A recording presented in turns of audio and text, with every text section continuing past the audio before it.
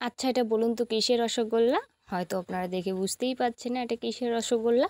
তবে এই রসগোল্লাটা একবার খেলে আপনারা কিন্তু এই যে সাধারণ রসগোল্লা খেতেই চাইবেন না। এতটাই এটা সুন্দর হয়, আর বানানো তো চটজলদি, আর খেতেও ভীষণ সুন্দর হয়। আর নরম হয় তুলতুলে। এটা কিন্তু আমের রসগোল্লা। পাকা আম দিয়ে তৈরি করব ভীষণ মজার নরম তুলতুলে রসগোল্লা। আপনারা দেখে বুঝতেই পারছেন কতটা সুন্দর আর কতটা লোভনীয়। নমস্কার বন্ধুরা, সবাই কেমন আছো? আশা করি সবাই ভালো আছো। নতুন একটা পর্বে আপনাদের সবাইকে আরও একবার স্বাগত জানাই। আজ আপনাদের সাথে শেয়ার করব ভীষণ মজার আমের নরম তুলতুলে রসগোল্লা। এখন কিন্তু আম বাজারে পাওয়া যাচ্ছে, কিন্তু কিছুদিন পর আর পাওয়া যাবে না। তো এই সিজনে বানিয়ে ফেলুন একদম দুর্দান্ত স্বাদের নরম তুলতুলে রসগোল্লা। তো চলো রেসিপিটা দেখতে থাকো, আশা করি আপনাদের ভালো লাগবে। তো রেসিপিটা শুরু করা যাক। বানানোর জন্য এই জায়গায় আছে সামান্য উপকরণ, সেটা আছে ছানা, পাকা আম, এটা তো মাস্ট লাগবেই। তো এইখানটা পাকা আমটা একটুখানি মিষ্টি দেখে যদি হয় বা নেওয়ার চেষ্টা করবেন, তাহলে রসগোল্লাটা খুব ভালো হবে। তো যাই হোক, আমের খোসাটা ছাড়িয়ে নেব। তবে এখন কিন্তু বাজারে এখনও আম কিন্তু খুব সুন্দর পাওয়া যাচ্ছে, তবে গ্রামগঞ্জে যে গাছ থাকে সেটাতে একটুখানি কিন্তু কম। অনেকের বাড়িতে কিন্তু শেষ অলরেডি, আমের সিজন তো শেষ হতে চললো। তো যাই হোক, এখন তবুও বাজারে পাওয়া যায়, তো সেইভাবেই কিন্তু তৈরি করা যাবে। একটা আম দিয়ে যদি তৈরি করা যায়, তো বাজার থেকে অনায়াসে কিন্তু কেনা যেতেই পারে। পাকা আম সুন্দর দেখে মিষ্টি দেখে নেওয়ার চেষ্টা করবেন, তাহলে রসগোল্লাগুলো দারুণ হবে। তো যাই হোক, খুব ভালো করে আগে খোসাটা ছাড়িয়ে গ্রেটারের সাহায্যে গ্রেট করে এইভাবে নিব, তাহলে খুব সুন্দর হবে। আর ছোট্ট গ্রেটার যেহেতু ভালোই হবে। আর আপনারা চাইলে না অনায়াসে মিক্সারে করতে পারেন একটা পেস্ট, তাতেও হবে। তো একটা আমের জন্য না মিক্সার বের করে ধোয়া আর এখন ঝামেলার কাজ, তো সেই জন্য আমি এই গ্রেটার দিয়েই করে নিলাম। পাকা আম যেহেতু গ্রেটার দিয়ে খুব সুন্দর পাল্প বেরিয়ে আসে। তো যাই হোক, আটাইটা ছাড়িয়ে নিলাম, আর এই পাশে প্যানের মধ্যে দিয়ে দিলাম পাকা আমের যে পাল্প, সেটা দিয়ে খুব ভালো করে নাড়িয়ে চাড়িয়ে একেবারেই কিন্তু ঘন করে নেব।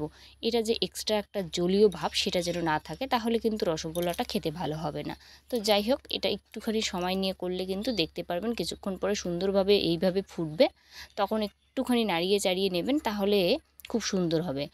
আর যদি নাড়াচাড়া বন্ধ করেন, তাহলে কিন্তু প্যানে লাগবে, সেটা আবার গন্ধ হতে পারে। তো সেই জন্য একটুখানি ভালো করে নাড়াচাড়া করে সুন্দর করে এটা কিন্তু ঘন হলে পরে নামিয়ে নিতে লাগবে। তো যাই হোক, আমার ঘন হয়েই আসছে, তো এটা আবার নামিয়ে নেব। ঠান্ডা হওয়ার পরে আরও কিন্তু এটা ঘন হবে। যেহেতু ফ্রাই প্যানেই রাখবো, এক্সট্রা আর কোনো থালায় বা বাটিতে নামাবো না, এইখানটা যেহেতু গরম অবস্থায় আছে। তো যাই হোক, খুব সুন্দরভাবে এটা কিন্তু আরও একটুখানি টাইট হবে আমের পাল্পটা। এরপর ছানাটা ফার্স্টে থালার মধ্যে নিলাম, ভাবছি থালার মধ্যে ভালো হবে, কিন্তু উল্টা দিকে থালাটা নিলাম, তো তো সেটা ভালো হলো না, মানে স্লিপ করে। তো যদি থালার এই দিকটা সোজা দিকে নেওয়া হয়, তাহলে ভালো হবে। যাই হোক, আমি একটু দেখলাম ট্রাই করে, যদি ভালো হতো। তো যেহেতু এই স্টিলের থালাগুলো একটুখানি মানে পিচ্ছিল টাইপের হয়, সেটা ভালো হবে না। তো যাই হোক, এই পাশে নেওয়ার পরে খুব ভালো করে ছানাটাকে কিন্তু হাত দিয়ে একটুখানি সময় নিয়ে মাখতে লাগবে। এই কাজটা একটু সময় নিয়ে করলে কিন্তু খুব সুন্দর সুন্দর হবে এর রসগোল্লাগুলো। তো যাই হোক, হাত দিয়ে খুব ভালো করে কিন্তু মাখিয়ে নেব। একটু সময় নিয়ে করলে কিন্তু এটা দারুণ হবে। তবে ছানা মাখার উপরেই কিন্তু নির্ভর করে মিষ্টি কেমন হবে। তো যাই হোক, খুব ভালো করে ছানাটা এইভাবে কিন্তু একটুখানি সময় নিয়ে মাখলে দারুণ হবে। তো কিছুক্ষণ মাখার পরে কিন্তু দিয়ে দেব ঘন করা যে আমের পাল্প, সেটা দিয়েও খুব ভালো করে এটা কিন্তু মাখিয়ে নেব। এই কাজটা যত ভালো আপনারা করবেন, তত কিন্তু হবে সুন্দর।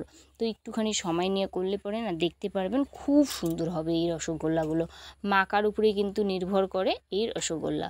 তো যাই হোক, খুব ভালো করে কিন্তু ঠিক এইভাবে আরও কিন্তু 5-7 মিনিটের মতো মাখিয়ে নেব এটা।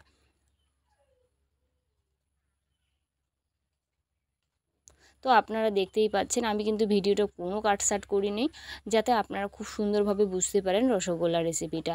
তো যাই হোক, এটা মাখা কিন্তু আমার একেবারেই কমপ্লিট। যখন দেখতে পারবেন একটা সফট ডো তৈরি হবে, তখন কিন্তু এটা বুঝতেই পারবেন এটা রেডি। আর দেখে বুঝতেই পাচ্ছেন কতখানি সফট, কতখানি এটা কিন্তু নরম। তো যাই হোক, আমার মাখার কাজ একেবারেই কমপ্লিট। এটা কিন্তু এবার গোল্লা পাকানোর কাজ।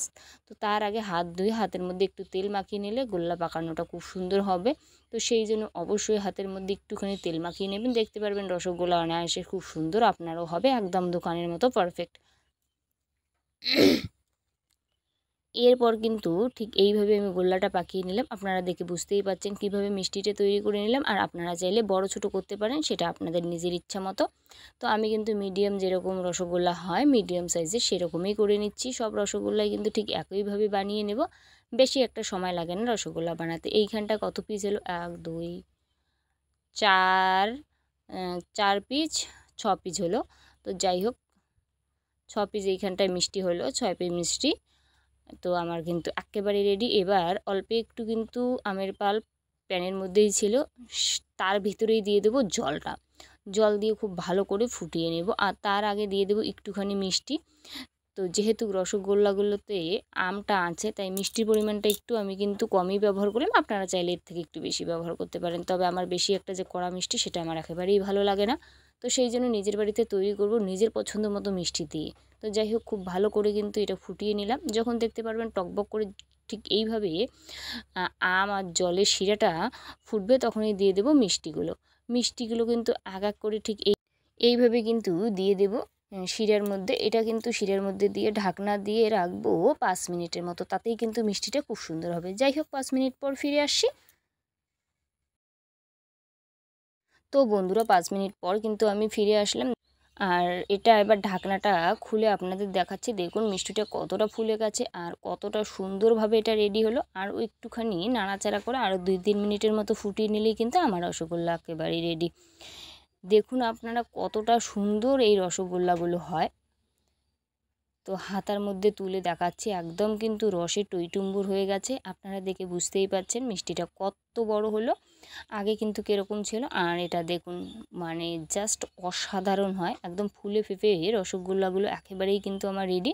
এটা এবারে নামিয়ে নেব। আর বেশিক্ষণ করতে কিন্তু রসগোল্লা হয় না, ওই মিনিমাম 5-7 মিনিটের মতো এটা কিন্তু জাল করলেই শিরাতে একেবারেই রসগোল্লা রেডি। তো দেখুন আপনারা দেখে বুঝতেই পাচ্ছেন কতটা সুন্দর। আর যারা পাকা আম পছন্দ করে তারা এইভাবে একবার হলেও রসগোল্লাগুলো পাকা আমের বানিয়ে দেখুন। যারা পছন্দ করে না তারাও কিন্তু খুব সুন্দরভাবে এই রসগোল্লা খাবে। দেখে বুঝতেই পাচ্ছেন কতটা সুন্দর আর কতটা এটা নরম তুলতুলে হতে পারে। তবুও একবার আপনাদের হাত দিয়ে দেখাচ্ছি কতটা নরম তুলতুলে। দেখুন জাস্ট কিন্তু একদম তুলোর মতো এই মিষ্টিটা হয়। আপনারা একবার ঘরে বানিয়ে দেখুন, আশা করি সবার ভালো লাগবে। ভালো লাগলে অবশ্যই লাইক কমেন্ট শেয়ার করে দেবেন।